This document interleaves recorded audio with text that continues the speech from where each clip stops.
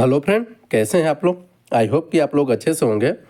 तो फ्रेंड, जैसा कि आज हम बात करने वाले हैं कि ओवरलोड और ओवर करंट क्या होता है। हमारे एक व्यूअर हैं, जैसा कि स्क्रीन पे भी आप देख रहे हैं, हमारे एक व्यूअर हैं, उन्होंने हमसे पूछा था कि यानी वैक्यूम सर्किट ब्रेकर यानी वीसीबी में ओवरलोड क्या होता है, उसकी सेटिंग कैसे करते हैं। तो फ्रेंड, ओवरलोड और ओवर करंट यहाँ पे हम दोनों आपको बताने वाला हूँ इसकी। तो फ्रेंड, सबसे पहले हम बात कर लेते हैं ओवरलोड की।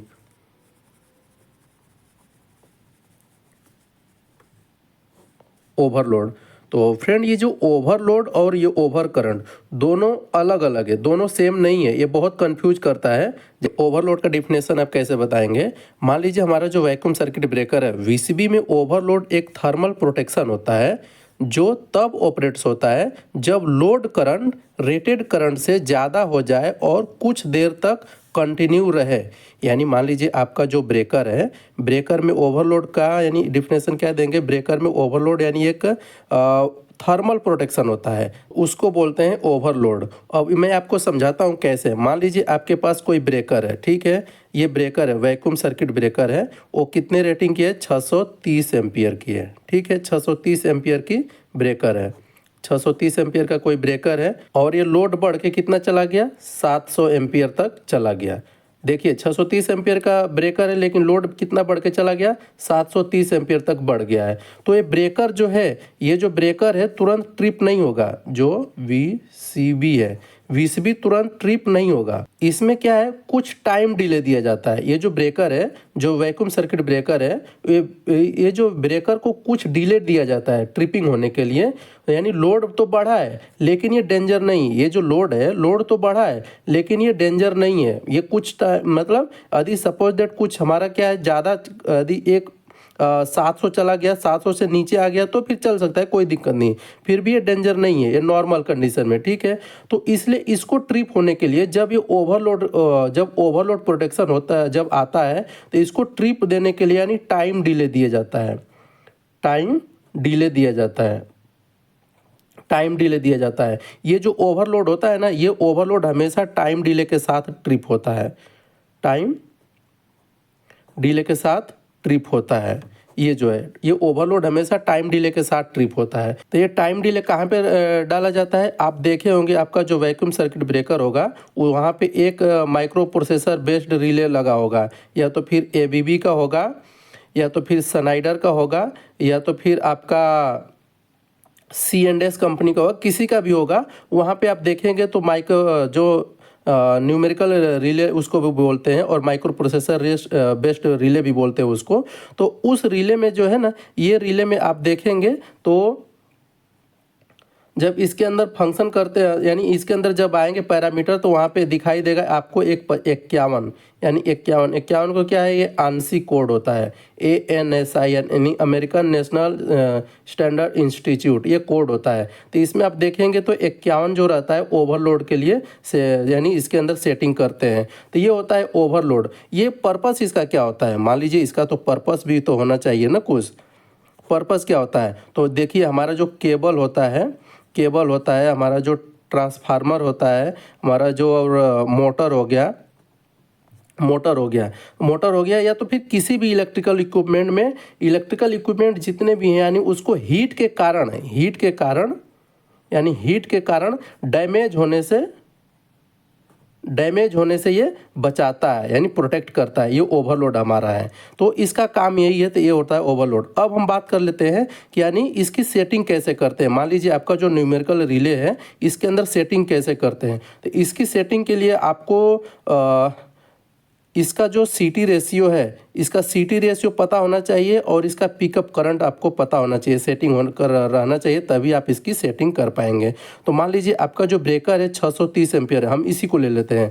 ब्रेकर है 630 एम्पियर का है, ठीक है। तो इसमें जो सीटी लगी हुई है /1 की लगी हुई है, /1 की लगी हुई है, 630/1 की लगी हुई है। तो इसका मतलब क्या हो गया कि आपका जो प्राइमरी में 630 एम्पियर जाएगा, सेकेंडरी में 1 एम्पियर जाएगा।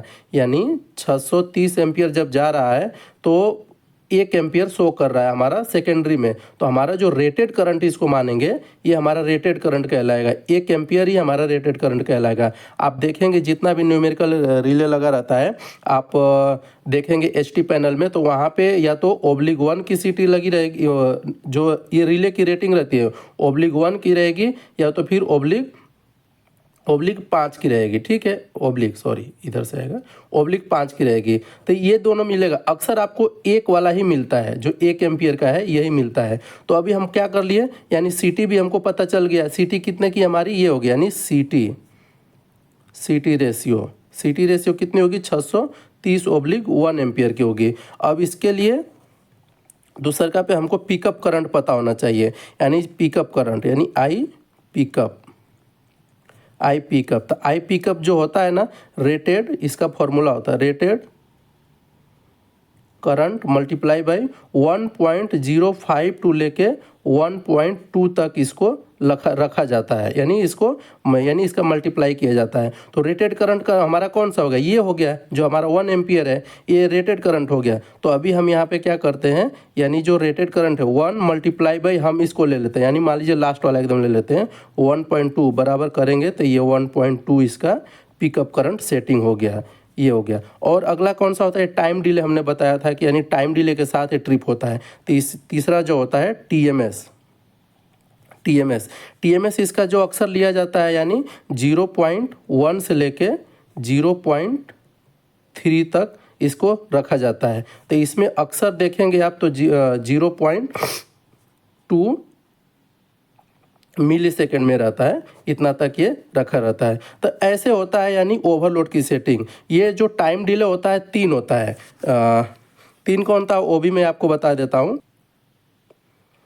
एक होता है नॉर्मल इन्वर्स,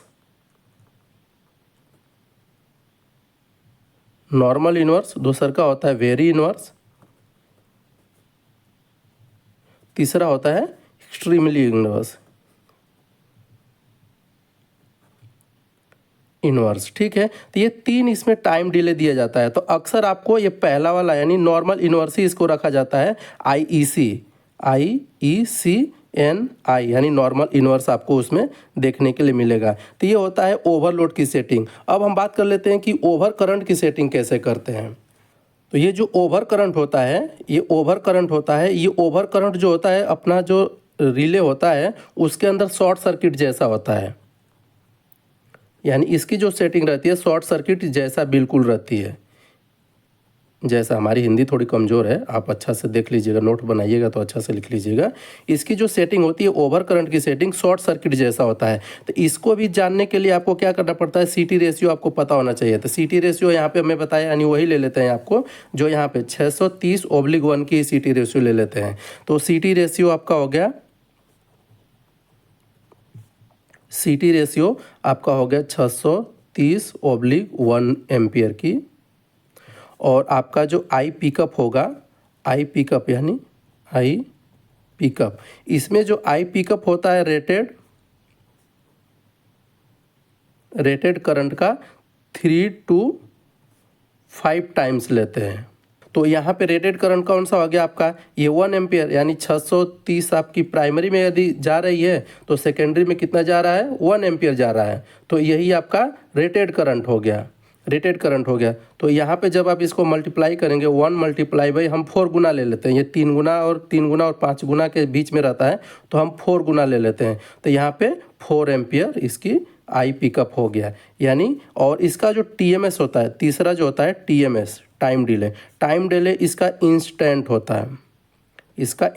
होता है, यानी तुरंत ट्रिप होना चाहिए। ये तो एक है, तब एक मानी इतना जा रहा है तो 1 एम्पियर जा रहा है, तो ज़्यादा जाएगा तो ये 4 यदि गया तो बहुत ज़्यादा हो गया। तो इसलिए इसको तुरंत ट्रिप हो जाना चाहिए, इंस्टेंट ट्रिप हो जाना चाहिए। इसलिए इसमें टाइम डिले नहीं दिया जाता है, इसका पिकअप सेटिंग 4 गुना रखा जाता है और सीटी रेशियो के अनुसार इसका किया जाता है। तो इसका जो पिकअप करंट है, यानी इसका जो ओवर करंट का सेटिंग का, यानी इसको 4 गुना रखते हैं। और जो आपका जो ये ओवरलोड है, इसमें देखिए 1.05 से लेके 1.2 गुना रखा जाता है। तो इसका जो हम जब आंशिक कोड, इसका भी जब आंशिक कोड आप जाएंगे उसके ये रिले के अंदर, ये जो रिले दिख रहा है, ये रिले के अंदर इसका जब आंशिक कोड देखेंगे 50 50 आपको दिखेगा। तो जब आप रिले में आप देखते हैं तो यानी 50/51 यदि लिखा हुआ है तो आप समझ जाइए कि ओवरलोड और शॉर्ट सर्किट यानी ओवरलोड और ओवर करंट का है। वहाँ पे ओसी भी आपको लिखा रहेगा, ओवरलोड और ओवर करंट, यानी ओवर करंट या ओसी ऐसा लिखा हुआ दिखेगा। तो फ्रेंड ऐसे आपको ओवरलोड और ओवर करंट की सेटिंग करते हैं। उम्मीद